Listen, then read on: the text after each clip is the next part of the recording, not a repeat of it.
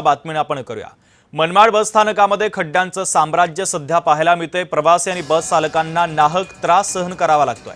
पावसामुळे बस स्थानक परिसरामध्ये चिखलमय वातावरण झालेलं आहे।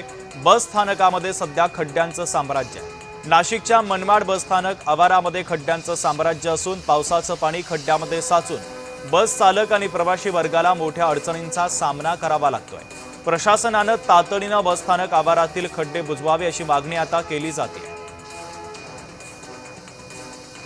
तर प्रवासी आणि बस चालकांना याचा नाहक त्रास सहन करावा लागतोय। पावसाने बस स्थानक परिसर चिखलमय झाल्याचं पाहायला मिळत आहे। तर नाशिकच्या मनमाड बस स्थानकात सध्या खड्ड्यांचं साम्राज्य आहे आणि याच खड्ड्यांमधून प्रवाशांना आता वाट काढत प्रवास करावा लागतोय आणि प्रवासी आणि वाहन चालक देखील आता मनस्ताप सहन करतायत। एसटी चालकांमध्ये देखील आता नाराजीचं वातावरण आहे।